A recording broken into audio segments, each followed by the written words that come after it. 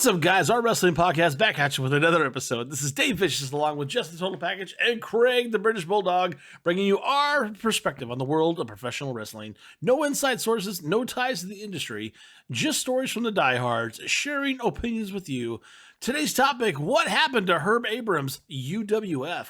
On audio, please give us a listen on Apple, Spotify, SoundCloud, iHeartRadio, Stitcher, and Google Podcast, or watch our videos on YouTube at Our Wrestling Channel. On social media, can you hook us up with a follow on Instagram or Twitter at O.W.P 2019 or on Facebook at Our Wrestling Podcast?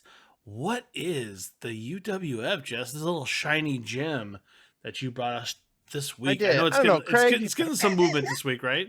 Don't you? Can you?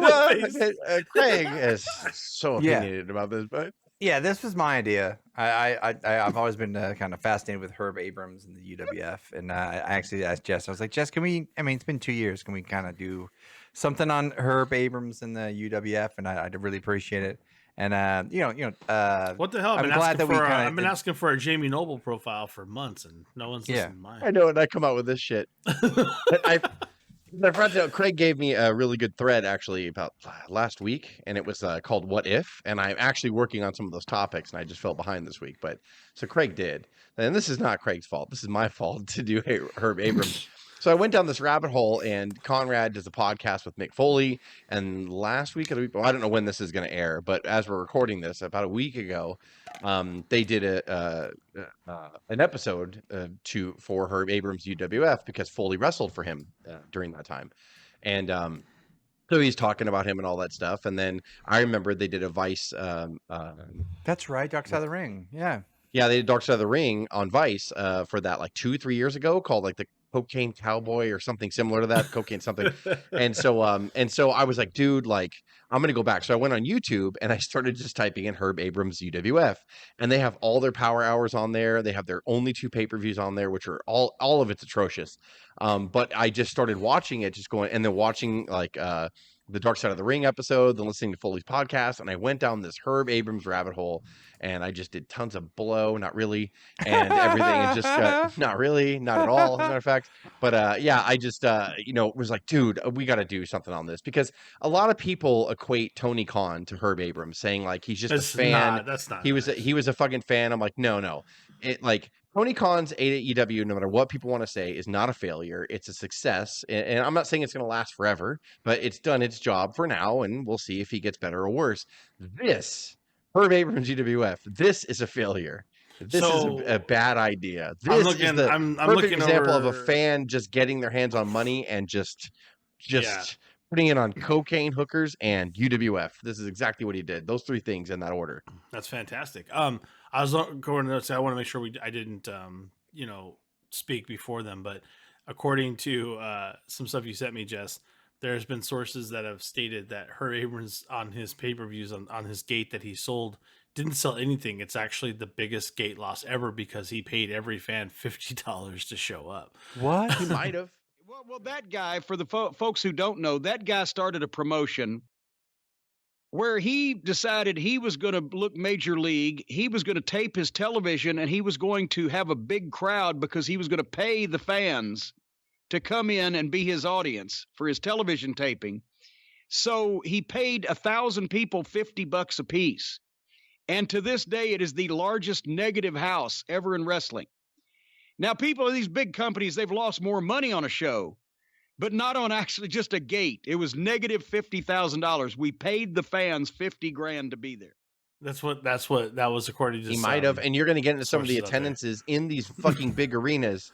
So and I'm like, what? So it was like 5,000 fans showed up. It was like minus 50,000 at the gate at one of these pay-per-views.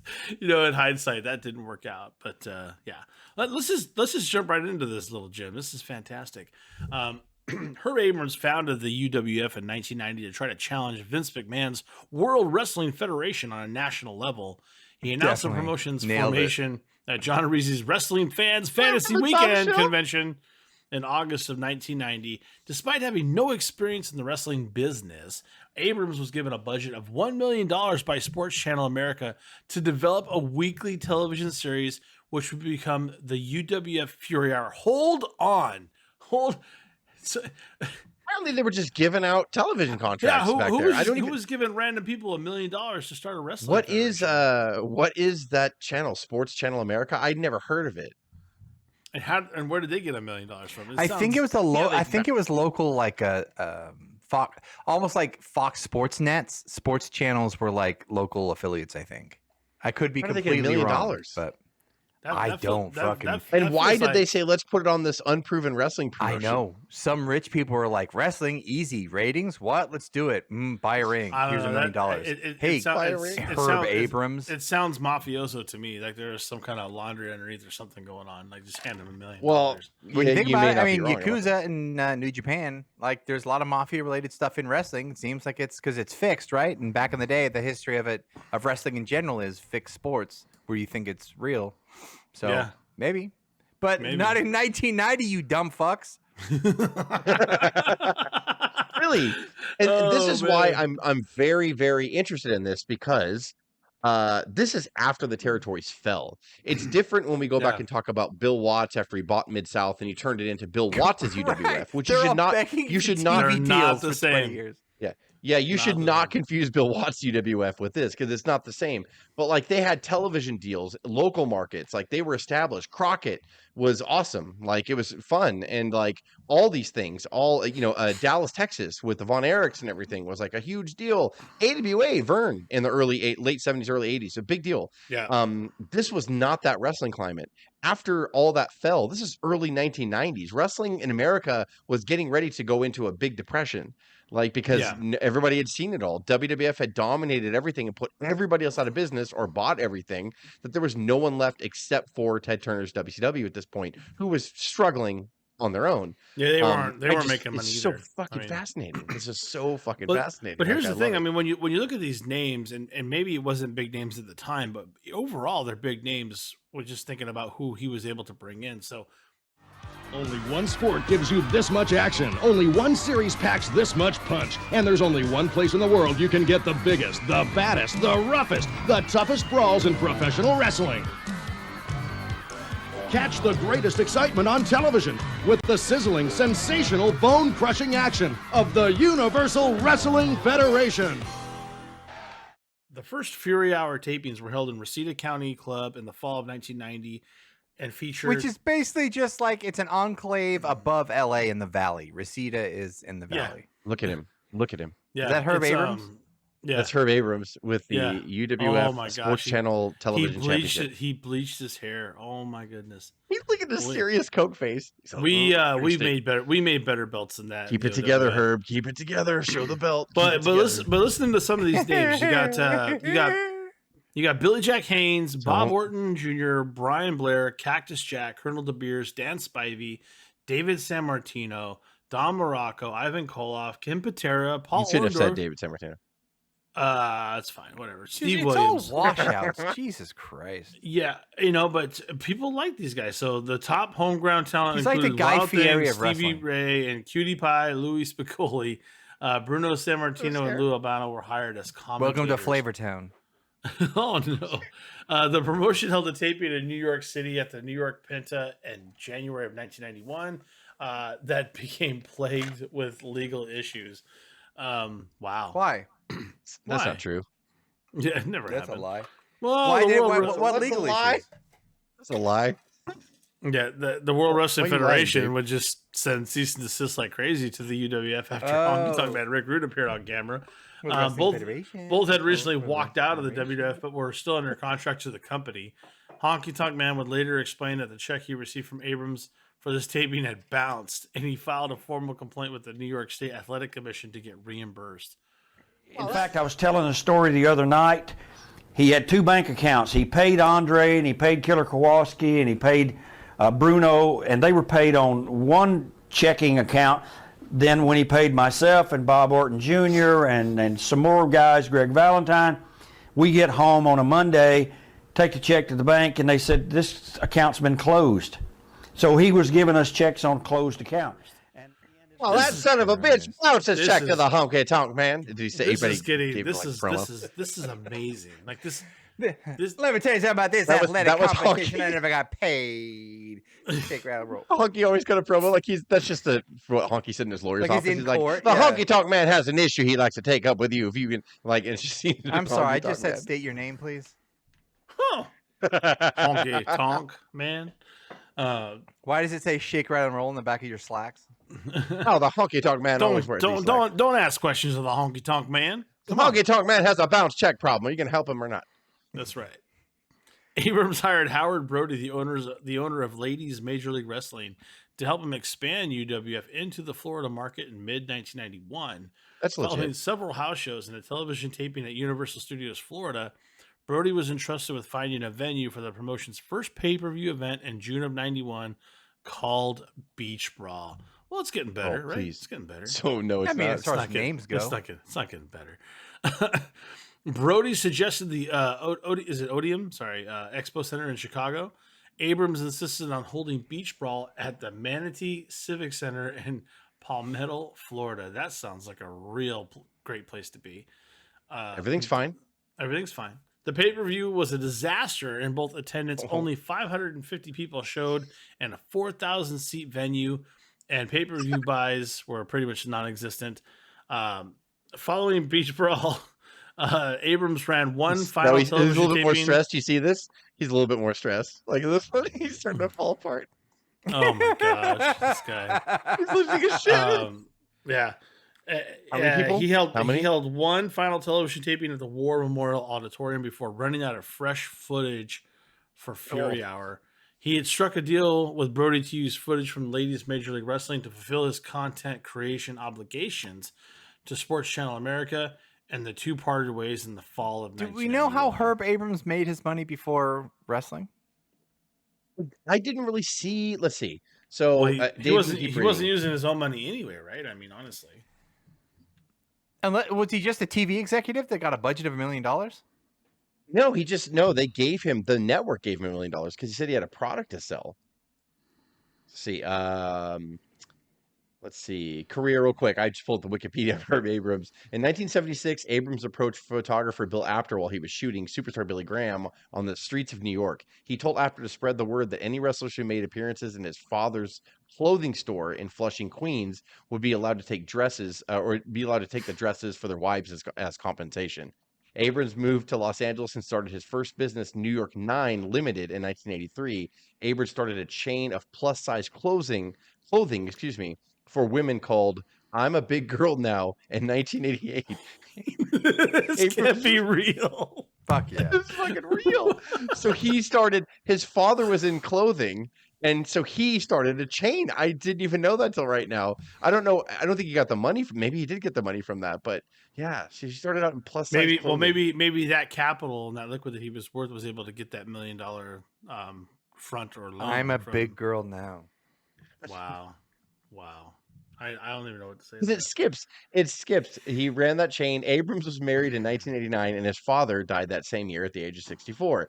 Then it skips right to Abrams founded the Universal Wrestling Federation in 1990, receiving $1 million. The same thing that Dave just said. It's like, what happened in between then? What happened? Wow.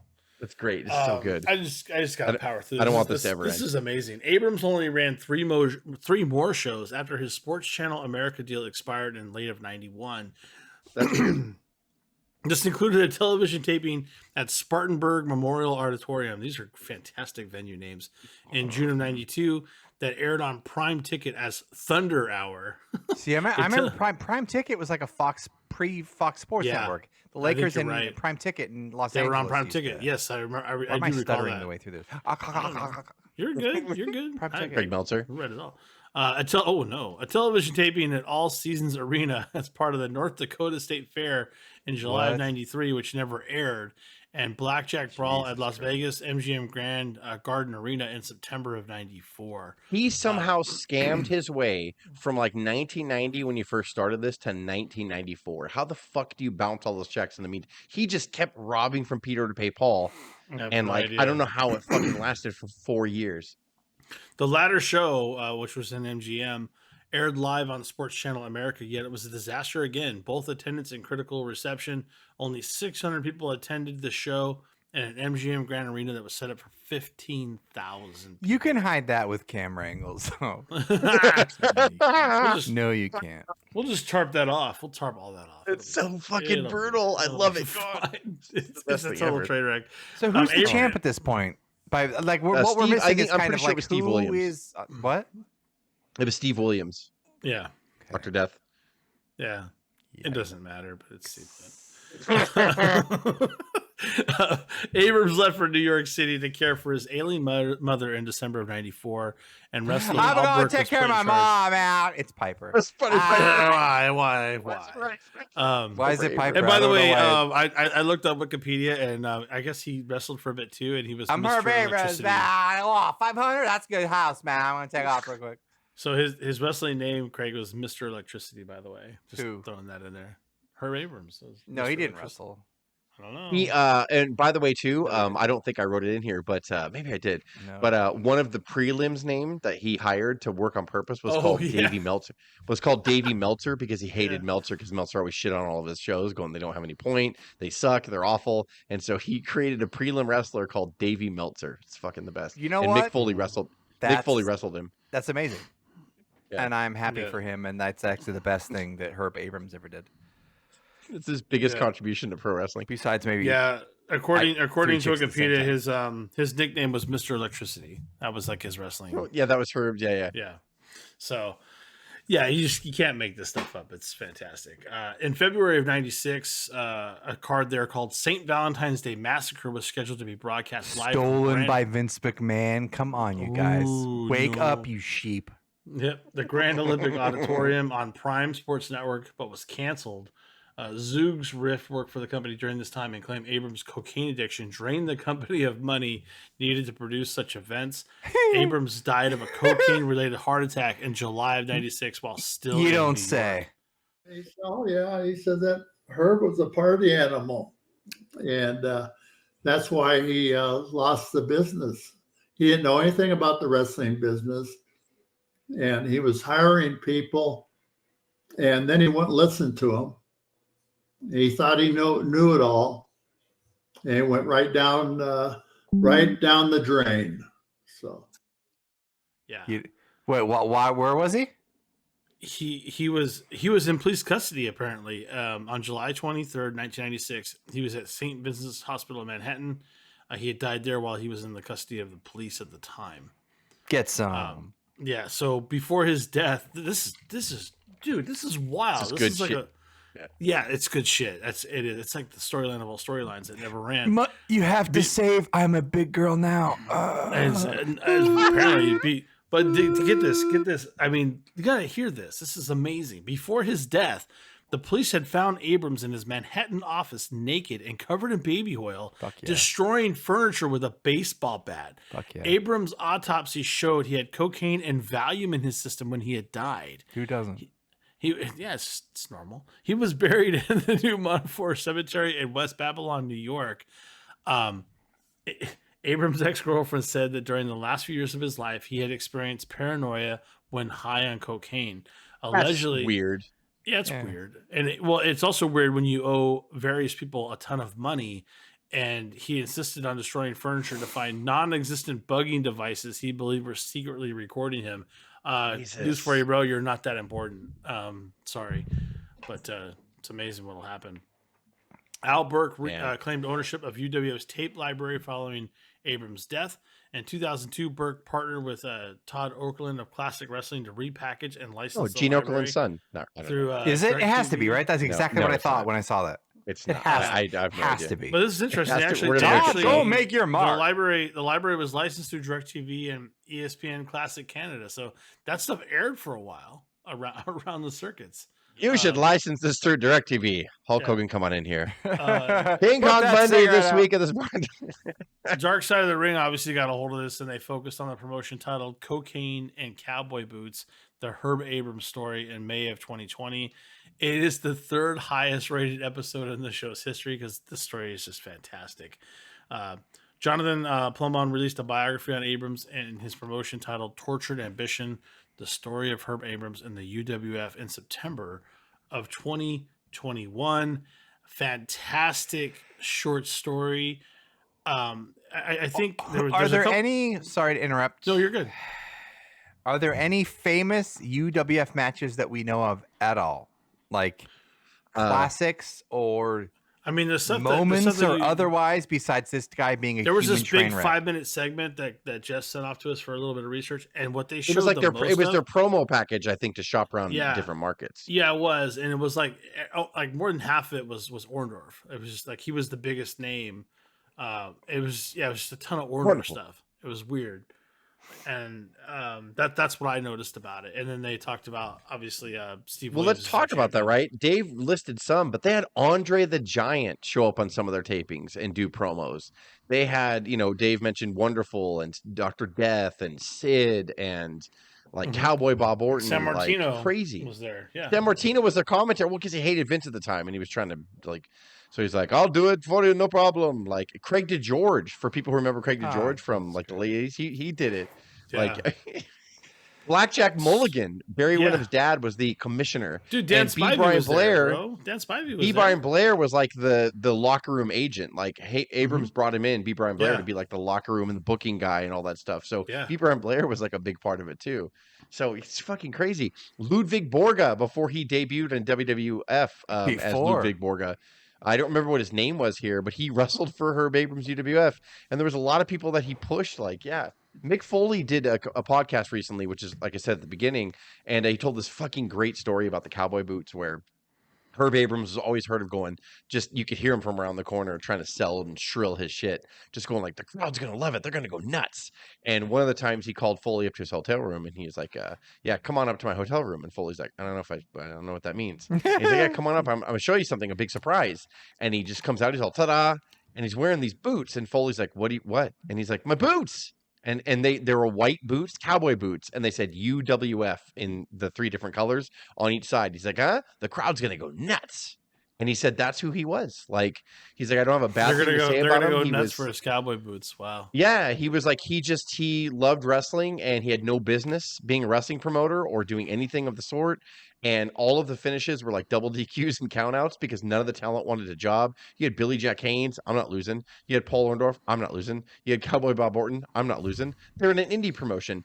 And what I found the most fascinating was when I went back and watched the Blackjack Brawl and all that stuff or whatever, you could see people like Orndorff look around going, dude, there's only like a handful of people here. There's no fucking way he's making enough money to pay my salary. Like, you could see it on their face because they're all independent wrestlers at that point. And they're just like looking around going, I'm not going to get paid. Like, Mick Foley said there was a situation where checks bounced on him. And there was one time where he committed to another indie organization, him and Orndorff, Cactus and Orndorff. And Herb's like, but I have a taping that day. He's like, I mean, your last check bounced and shit. So no, like, unless you pay us in advance. He's like, okay. I'll change the time of the thing. So that way you and Orndorff can go on first and do your matches first. And then you can leave and go make this other shot. So he said, ironically, out of nowhere, the show for some reason had a 1-hour delay. So Foley and Orndorff walked the fuck out. They're like, goodbye, fuck you. And they just left and went and made their other shot and got paid. And he's like, that's probably the only time I ever got really mad or like missed a shot because I was like, no, I'm not staying. So it's just crazy. But he's like, he's all, my wife and I still lay down. And when we saw the Vice episode of Beyond the Mat, or Dark Side of the Mat, excuse me, on him, like, he's like, my wife and I were telling fun stories of him because she met him when they first got together and she liked him. She's like, oh, she's like, Colette recognizes cokeheads, kind of addiction people. And Colette yeah, knew and that, she knew that he had it, but he was a nice guy. Like, he was a nice guy. Most people that you talk to were like, dude, Herb he had no business doing this, but like, he was fucking cool. Like, I'm like, well, yeah, he was cool because he invited you to your room and fucking, but yeah, and then one show too, $1 million Mick Foley in went coke. You're a delusion. Yeah.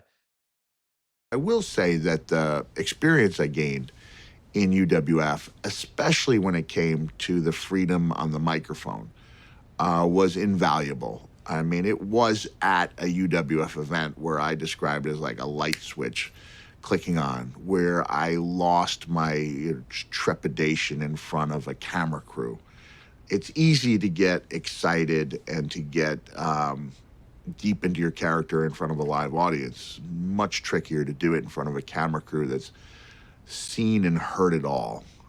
And Foley went to visit one time. He had Kurt Hennig on his show, and he rented out like the hotel they were in, the top suite for Kurt Hennig. He's like, dude, just that suite alone was more money than the money they drew from the fans in the arena like that night. So it was just like he was destined for this. And I hate to say that. I'm not making fun of anyone's death or drug addiction or whatever, but like he was destined to just be this train wreck. Dude, the and wrestling I was so business fascinated. will devour any marks. They will devour anyone that they can take advantage of. Like, unless you are above and can take advantage of the people that are taking advantage of you and in charge of the carny, you're going to get like rocked. And Herb Abrams got rocked by a lot of people. Like the story they told too on the MGM show, Foley wrestled Snuka in a lumberjack match. Jesus Christ. So Wow. they get thrown over the top rope, and then Foley and Snuka were like, we're going to go fight in the crowd. So they're all, first of all, they're exposed in the empty arena because they're 300 people? literally fighting in an empty arena. And then, so they're fighting up in the stands or whatever. And then the lumberjacks are pissed. They're like, it's a fucking lumberjack match. And Foley like famously yelled out. Yeah, Foley yelled out. He's all, it's a Herb Abram show. Nobody cares. And like they just still fought up there. And the lumberjack match ended in a double count out in the stands. No, it did and he not. was like, it's a fucking Herb Abram show. Like it's crazy. Like, yeah. Yeah, there was something out there like where people thought that Herb Abrams was really in the belief that he was going to put Vince out of business, and I hate to say it, you know, that he like you said, he also thought his cowboy moves were going to make the crowd go nuts. But I mean, when that's what you set out to do, is to put someone else out of business, and that's what your business is set to do, you're kind of already in the wrong direction. So It's kind of the downfall of Bischoff, wasn't it? You know what I mean? Like it's the same thing. kept the getting wrestling fixated with business that, will yeah. destroy you if you're not in control of it. It will. And destroy you. I had also heard Pritchard. They asked him about it, and you said Conrad asked him about it. And he's like, "Well, the way we looked at it was, who they got down there. Like, is there anybody that we'd like to take?" I was like, "Oh no," because that's how we looked at it. Like, he's like, he's like, we thought it was great when someone would start something up, and then if someone got a good if they grew any young talent, well, I mean, they took Ludwig Borga like a year later or 2 years later or whatever. Like, yeah, and they did. They took Ludwig, so and that worked out. Ludwig Borga is probably going to go. Ludwig Borga. That's who you've got is Ludwig fucking racist Borga. Whoa, He's a garbage. Whoa. Well, I say as a companion, maybe to our Daily Motion account, maybe we should watch a UWF match. I think I'm totally sold on Just fucking cry laughing. Can you please make sure it has a segment of Mr. Electricity doing a promo in that? Oh, for sure, Dave, please. Has Why to. do you even have to say that? You know I'm going to do that. Come on. Yeah, it has to. All right, for audio fans, give us a listen on Apple, Spotify, SoundCloud, iHeartRadio, Stitcher, and Google Podcasts, or watch our videos on YouTube at Our Wrestling Channel. On social media, can you give us a follow on Instagram or Twitter at O.W.P 2019, or on Facebook at Our Wrestling Podcast? Jess would be most appreciative, my friends. For me, Jess, and Craig, this is the O.W.P signing off. Oh, go fuck yourself and go to Daily Motion. Have a good one. Yeah, watch that Daily Motion coming up.